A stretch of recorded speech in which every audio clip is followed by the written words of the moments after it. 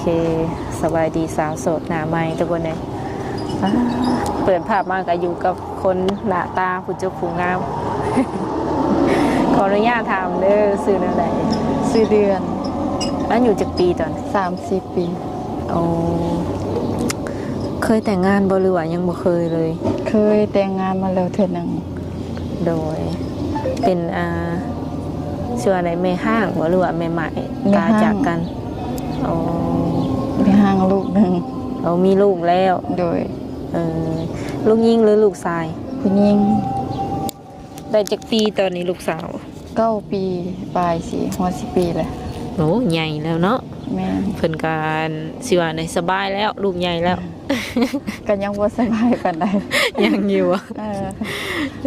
ภาระหลายแนว โอ้ขออนุญาตถามแบบว่าเลิกลากับอันคนเก่านี้ได้โดนหรือบ่ โดยได้5-6 ปีแล้ว ลูกสาวนี่แบบเชื่อในพ่อเพิ่นก็ยังดูแลบ่หรือว่า ตัดเลยตัดทั้งเจ้าตัดทั้งลูกอะนะ บ่ได้ดูแลนะมีแต่ข่อยเลี้ยงผู้เดียวก็พ่อแม่เลี้ยงซอย หากเจ้ากับเพิ่นนี่ถือว่าเลิกลากันแบบขาด 100% แล้วติเนาะ โดย โอเคถามเพื่อไว้ซื่อๆยันว่าคนใหม่เข้ามายันมีปัญหาเนาะ มื้อนี้ก็ถือว่าออกมาแบบเปิดใจแม่นบ่ โดย เปิดใจแบบใดอ่ะลองเว้าให้ FC ฟังแหน่หาแฟนบ่หรือว่าหาคู่ชีวิตอันนี้ หาแฟนก็ได้คันมีคู่ชีวิตก็ได้ได้ก็ได้ ถ้าว่ามีคนแบบว่าถูกใจทางเจ้าเองก็พร้อมแบบว่าสร้างครอบครัว แม่น เออ ว่าอันยกกะลายเด้ โดยเป็นแฟนก็ได้เป็นสามีก็ดีเนาะ โดย ปัจจุบันนี้เจ้าเฮ็ดเวียกเฮ็ดงานหยังซะ ตอนนี้เฮ็ดเวียกอยู่อันโรงงานตุ๊กตา อยู่อันสวรรณเขตบ่ แม่น เอาอยู่ในตัวเมืองพุ่นแม่นบ่ แม่น ข่อยก็เคยได้ยินซื่อๆปัจจุบันนี้ก็ยังเฮ็ดเนาะ โดย เฮ็ดได้ หาก็เฮ็ดได้ประมาณ 2-3 ทิศเนี่ย หากะเข้า แม่น เมื่อก่อนนี่ซะเฮาอยู่ไสจ้ะ แต่ก่อนเฮ็ดอยู่อัตตปือ บ่ได้เคยไปฝั่งไทยบ่ เคยไปตั้งแต่ตอนสร้างครอบครัวพุ่นแต่โดนน่ะไปแต่ปี2017-18ไปโดน ตั้งแต่เป็นโสดมานี่ก็คืออยู่แต่อยู่ฝั่งลาวเนาะ แม่น บ่ได้ไปเฮ็ดงานเหตุการณ์อยู่บ้านเพิ่นว่าซั่นซะ โดย เลยเปิดใจในมื้อนี้นี่แบบใดอยากหาแบบคนประมาณใดคิดว่าอยากได้คนรอบ่หรือว่าจังไดมีสเปคบ่ แบบใดก็ได้ขอเพียงที่เขาหักเฮาเพิ่นยิงเฮาซัพพอร์ตเฮาได้แล้วก็หักลูกเฮา ก็บ่ติว่าเพิ่นสิหล่อหรือว่าบ่หล่อนี่บ่เกี่ยวเนาะ โดยขอเพียงแต่มีจิตใจดีหักเฮาแล้วก็หักลูกเฮาครอบครัวเฮา อายุเด้เพิ่นเจ้า30เนาะเจ้าอยากได้คนที่ว่าเข้ามานี่เข้ามาร่วมน้ำเฮานี่อยากได้ประมาณจักปี ได้ประมาณ38-19ขึ้นไป30ปลายขึ้นไป ขึ้นไปฮอดสูงสุดเท่าไหร่ ฮอด50ปลายก็ได้ หรือว่า 60ก็50 60ก็ได้ โอเค เน่ยังมีใจอ่อนอยู่เด้เนาะ60ก็ได้เพิ่นว่าก็แม่นบางทีแบบว่าเพิ่นอายุหลายได้ตามความเป็นจริงเพิ่นอายุหลายแต่ว่าบางคนเพิ่นยังหนุ่มนะยังหนุ่มแล้วก็ยังแบบแข็งแรงก็มี โดย 60ปลายนี่ก็ยังโอ้ยเพิ่นก็ยังแข็งแรงยังหล่อ ก็ได้เนาะ โดย เลยเจ้าคิดว่าหน้าที่การงานนี่สำคัญบ่คนที่สิเข้ามาคุยนี่อยากได้คนที่ว่ามีเวียกเฮ็ดงานทำบ่หรือว่าชาวไร่ชาวนาทำมาค้าขายนี่ก็สิลมเบิด โดยแนวใดก็ได้ ขอเพียงแต่เพิ่นเลี้ยงดูเฮาได้ซัพพอร์ตเฮาได้หักเฮาแล้วก็ครอบครัวเฮาหั่นน่ะ บ่ว่าเฮ็ดงานเหตุการณ์หยังก็แล้วแต่หั้นเนาะ แม่น ประมาณนี้หักเจ้าต้องกล้าว่าเจ้านี่ต้องเลี้ยงลูกเลี้ยงเมียกุ้มเนาะ แม่น คันว่าได้เป็นลูกเป็นผัวประมาณนี้ โดย อะไรแบบว่าคนที่เพิ่นสิว่าในมักไปลิ้น ไปเที่ยวแน่แต่ว่าเพิ่นสามารถดูแลเฮาได้เลยจ้ะมักอยู่บ่เลย ก็ได้คือกัน กินเหล้ากินเบียร์ได้เนาะ โดย ผู้ชายแบบสูบยาจังซี่เจ้ามักบ่สูบบุหรี่ธรรมดาจังซี่ ก็ได้เพราะว่าทั่วไปเขาก็สูบ เอา สูบก็ได้ จุดนี้ก็รับได้เนาะ โดย โดย อันนี้เป็นครั้งแรกว่าที่ว่ามาเปิดใจน้ำข่อย แม่น หนึ่งเป็นอะไรความรู้สึก ก็ตื่นเต้นนิดนึง ติดตามมาโดนหรือบ่หรือว่าแบบหากะเห็นเลยมาเปิดใจเลย ติดตามได้ประมาณ 4-5 เดือนละ อยู่ยังแต่ตอนนั้น ฮะ อยู่ยังตอนนั้นฮะ ยัง ยังบวกกล้า ป้าดเนาะคนผู้เจ้าผู้งามอยู่เป็นโสดแบบว่าสิว่าไดอยู่แบบเงียบๆหั่นแหละเนาะบ่มีไผฮู้ แม่น แล้วมื้อนี้ก็ถือว่าควบรวมความกล้าได้แล้วก็ออกมาเปิดใจเลยแม่นบ่ โดย อืม ตอนที่ว่าแบบอันสิว่าไดตอนที่เฮาแบบเบิ่งหมู่เบิ่งหยังในช่อง YouTube นี่ก็แบบรู้สึกแบบอายบ่ ก็รู้สึกคิดอายอยู่ แต่ก็เบิ่งหมู่อะไรเบิ่งหลายเทื่อเลย หลายเทื่ออะไรเพิ่นว่าขออนุญาตถามแบบตรงๆแบบว่าเฮาไปเฮ็ดงานจังซี่เนาะหรือว่าอยู่บ้านจังซี่นะบ่ได้มีแบบว่าผู้บ่าวผู้แพ้วแถวบ้านนี่เขามาจีบเลยบ่ บ่แต่ส่วนหลายค่ะเขาคิดว่ามีแฟนแล้วหรือว่ามีครอบครัวแล้วหั่นนะ เออ ก็มีอยู่แต่ว่าเขาเป็นรุ่นน้องกับบ่มักรุ่นน้อง อืม ส่วนมักแบบรุ่นอ้ายขึ้นไป อืมก็เลยอันเป็นเหตุผลที่ว่ายังบ่ทันมีแบบคู่ครองใหม่เนาะ แม่น อืมแบบว่าคนอายุน้อยจังซี่นะบ่มีเลยบ่แบบที่ว่าเขานิสัยเป็นผู้ใหญ่แบบดูแลเฮาได้จังซี่ ก็ถ้าเป็นนิสัยผู้ใหญ่ก็ลองเบิ่งคบเบิ่งสิหั่นนะ หักที่ผ่านมานี่ยังบ่เคยเจอบ่ ก็มีแต่ว่าใจแบบบ่มักรุ่นน้องหั่นนะ ก็คือบ่เปิดเลยเนาะ แม่น แต่ว่าก็ล้มได้ เอ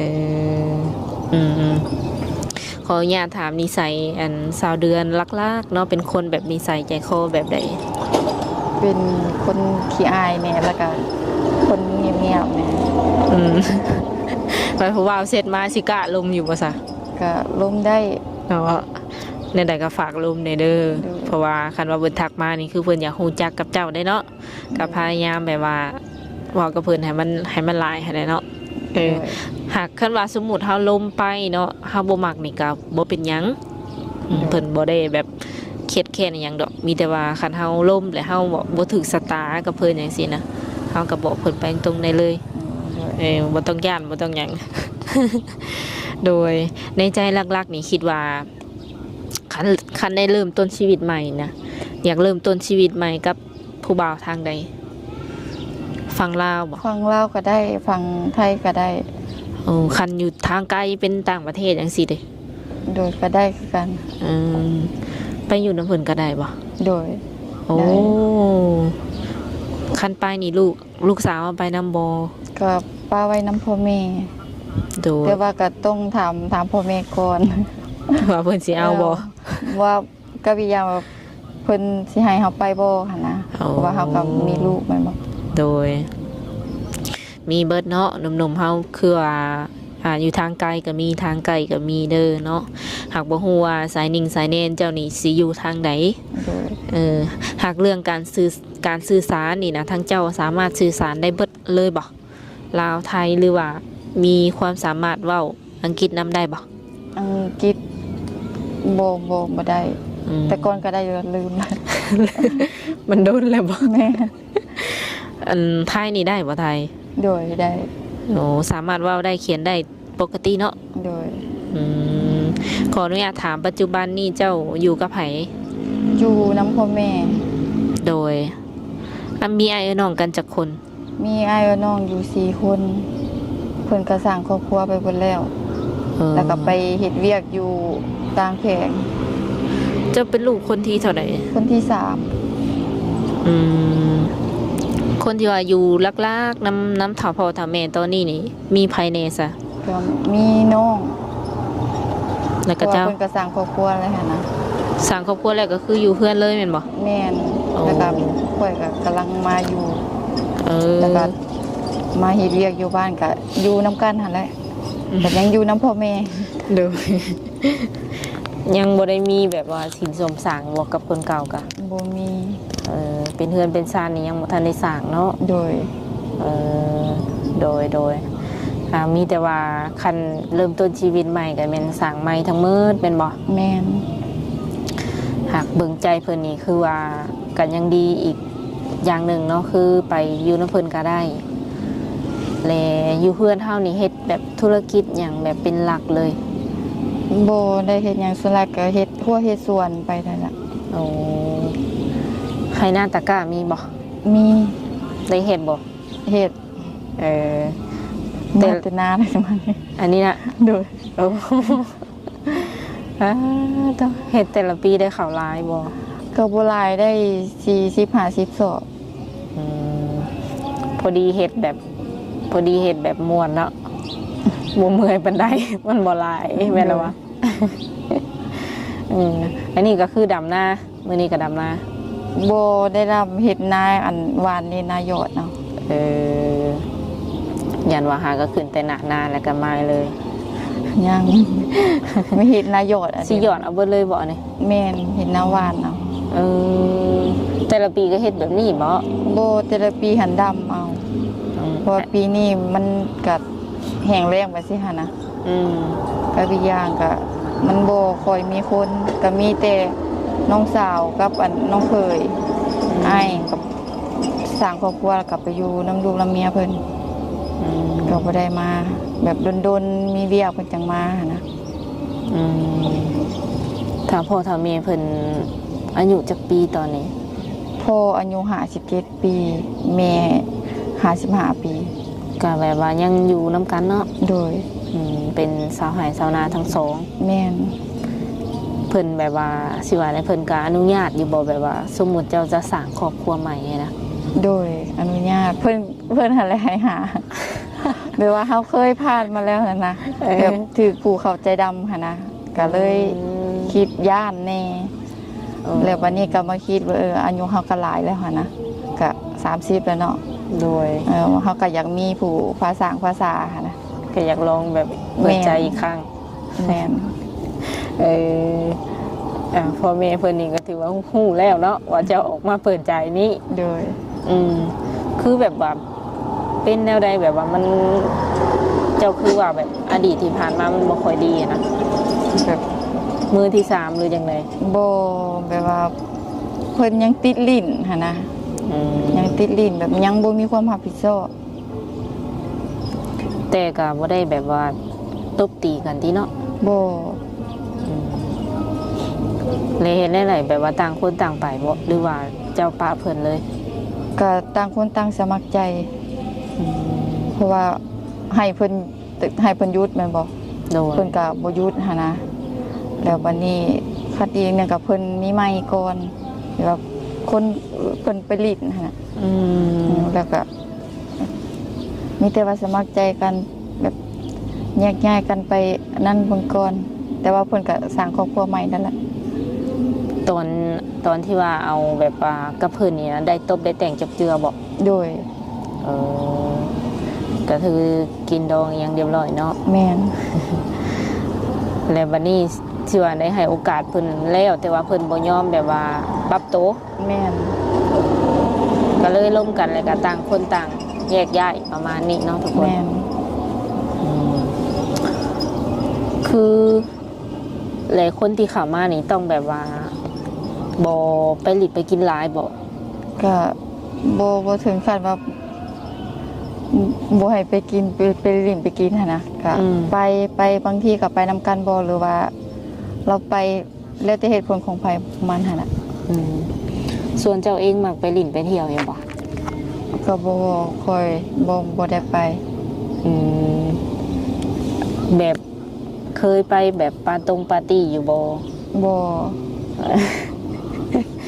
คือแบบไรซะแบบเฮาอยู่เป็นโสดจังซี่บ่ได้มักไปหลินเลย ก็ไปอยู่แบบว่าดนๆแบบคืออันนั้นเฮาเฮ็ดเวียกแล้วเวลาเฮาพักเวียกก็ไปสร้างสรรค์กับหมู่เล็กน้อยจังซี่ เออ ส่วนหลายก็มีแต่เฮ็ดเวียกมันบ่ค่อยมีเวลาพักคันพักก็เอาให้ออกหน้า เวลาก็อยากพักผ่อนแล้วเนาะ แม่นออกให้ออกหน้าก็อยู่เพื่อนเอาเบิ่งลูกเบิ่งหลานหั่นแหละ อืมลืมถามลูกสาวนี่เพิ่นเข้าโรงเรียน โด ของ ย ใด ป โดยอ่านป .3 เนาะก็คือเรื่องนุ่มเรื่องอย่างนี้ถือว่าตัดออกบ่เพิ่นเซาเบิดแล้วบ่ .3 ก็ส่วนหลายเพิ่นก็ยังกินอยู่แบบว่ากินตามอาหารนะบำรุงเพิ่นน่ะนะ อืม แล้วก็ต้มขนมหั่นแหละ โอ้แต่ก็สิบ่อันนั้นปานใดเนาะ โดย หากแบบว่าเขาเนี่ยถามตรงๆคันมีคนที่ว่าเพิ่นพร้อมแบบดูแลอย่างซี่นะอยากได้เป็นลูกเป็นเมียเลยเนาะ โดย คือเจ้าพร้อมที่จะสละโสดเลยบ่หรือว่าแนวใด โดยก็ต้องศึกษาเบิ่งใจกันก่อนจังแบบว่าสารโสดนะ เด้อคิดว่าประมาณจักเดือนเบิ่งใจกันนี่โดนบ่ ก็เขาลงเมื่อก่อนก็คือหน้าสิบ่โดน ยังบ่ฮู้เป็นบ่ แม่น ถามเพื่อแบบ FC ข่อยอะไรหลายคนเนาะบางคนเพิ่นก็ใจร้อนเพิ่นก็อยากได้ลูกได้เมียแล้วประมาณนี้นำบ่อยากลมโดนบ่อยากลมแบบเป็นปีเป็นหยังจังซี่ถามเพื่อว่าเจ้าพร้อมบ่หรือจังใดในที่นี่คือการไปเฮ็ดเวียกเฮ็ดงานเฮานี่มีมือพักอยู่บ่ โดยมีพักแต่วันอาทิตย์ ถ้า FC เพิ่นจะขามมาเล่นนำเนาะเพิ่นสามารถมาหาแบบเจ้าได้บ่หรือว่าจังใด โดยได้ คือมาวันอาทิตย์นี่พอเลยบ่ ก็ต้องนัดก่อน แล้วบางเทื่อกับไปหน้าหั่นนะ เออเออ ไปให้ไปหน้า คันสิมาแม่นต้องได้นัดกับเจ้าก่อนเนาะเพื่อที่จะได้แบบว่าเคลียร์เวียกเคลียร์งาน โดยบางเทื่อกับยันถือแบบยามเบียนะบางเทื่อกับมีโอกับยูโอก็มี เงินเดือนหลายอยู่บ่ ก็บ่หลาย เดือนหนึ่งได้จักหมื่น มีได้3 ล้านปลาย 5,000บ่ประมาณ 5,000เนาะ โดย ขออนุญาตถามแบบกะกุ้มอยู่กุ้มกินอยู่ว่าเสาเดือน ก็บ่ บ่ปานใดบ่ โดย 3 ล้านแบบคือหยังมันก็แพงเนาะ แม่นคือเศรษฐกิจเดี๋ยวนี้อีหยังก็แพงมันก็บ่อันนั้นปานใด พอได้แบบทูๆไทยๆนะเนาะ แม่น มันประมาณหลักหมื่นนี่น่าจะโอเค แต่ว่านี่มันอย่าง3 ล้านเนาะกับประมาณ 5,000ก็พอได้กินว่าซั่นซะ แม่น ค่าใช้จ่ายในการไปหาไปเรียนของลูกนี่นะแต่ละเดือนนี่หลายโบ คือก็บ่หลายปานใดเพราะว่าเพิ่นเรียนอยู่โรงเรียนอยู่ในบ้านหันนะ แต่ว่าเพิ่นก็อยากไปเรียนนั่นโรงเรียนเอกชนอยู่ แต่ว่าเฮาก็ยังบ่มีกำลังที่สิส่งเพิ่น ก็เลยให้เพิ่นเรียนอยู่นำมันรัดก่อนบ่ แม่น เอารวมๆแบบว่า อยู่เฮือนนี่เนาะไผแบบว่าเป็นเสาหลักของครอบครัว ก็พ่อแล้วก็น้องกับน้องเขย อีหยังแม่นขาดเคินแม่นเพิ่นแม่นบ่ แม่นก็เพิ่นก็บ่อันนั้นดอกแต่ว่าเพิ่นก็ยังแก้ไขให้เฮาได้หั่นนะ หากหลักๆได้แม่นโตเฮาเองเลยเนาะ แม่นหลักๆก็คือเฮาเอง หากขาดสนเวลาอันอีหยังหยิบจับบ่ทันก็แม่นแก้ไขไปก่อนได้อยู่ โดย โดยคันว่า FC ข่อยแบบสิทักมาเล่นนำนี่นะเพิ่นสามารถทักมาได้ทางใด ทางใดก็ได้ อันเฟซก็มีพ่อ โดย แจกเบอร์3เฟซเบอร์ไลน์ โดย โอ้ตอนนี้นี่ตั้งแล้วบ่ไลน์ ไลน์มีแล้ว โอเคเนาะมีแต่ว่าสำหรับ FC คนใดที่ว่าอยากติดต่อคำกับสาวเดือนเพิ่นเนาะก็สามารถทักหาทางเฮาได้ทักมาทางเฟซก็ได้หรือว่าไลน์ก็ได้เนาะมีเวลาตอบนี่ช่วงไหนคิดว่า คือช่วงนี้เฮ็ดอันกลางเว้นกับน่าสิกลางคืนเพราะว่าเฮ็ดเวียกกลางคืนนำที่ขึ้นกะ โอ้เจ้าเฮ็ดเวียก2 กะเลยบ่นี่ แม่นแบบเพิ่นสลับกันหั่นนะแบบแต่ละทีมมีกลางคืนกลางเว้น อัน ทีมละอาทิตย์ สลับเป็นอาทิตย์ แม่น โอ้เวลาสิบ่คงที่ได้ซะเนาะทุกคน โดย สำหรับทิศนี้แม่นเฮ็ดอหยังก็กลางคืน แม่นแต่ว่าวันจันทร์นี่แม่นกลางเว้น สลับเป็นทิศบางทิศก็เฮ็ดกลางคืนแล้วมานอนกลางเว้นเนาะ แม่น และทิศถัดไปก็คือเฮ็ดกลางเว้นนอนกลางคืน แม่น ก็ไหวอยู่บ่ ก็ กล้าว่าสิไหวอยู่บ่ ก็บ่ค่อยไหวปานใดแต่ว่าก็สู้ไปหั่นแหละ จำเป็นเลยเนาะ มันจะเป็น แบบแค่พังเฮาก็ยังนั่นน่ะนะเนาะทุกคนมันก็นักเติบได้เนาะมันแบบสลับไปสลับมาประมาณนี้ปรับตัวนำก็อาจจะบ่อยากทัน แม่น แต่ก็สู้ๆเนาะลองไปก่อนนั่นแหละ โดย บางเทื่อได้ครูได้คิงก่อนก็อาจจะบ่ได้เห็นเนาะ เอาสั่งครอบครัวได้ซะ โดย โดยสุดท้ายนี่มีอย่างอยากฝากถึง FC ข่อยโบเนาะที่ว่าเพิ่นสิเข้ามาโอมาลงกับเจ้านับตั้งแต่มื้อนี้เป็นต้นไป ก็ให้ครับอันในที่เฮาเป็นนี่แหละ อืมแบบใดแบบว่า คันถ้าเขามากอะหักเฮาแน่ลูกเฮาแน่แล้วก็ครอบครัวเฮาแล้วก็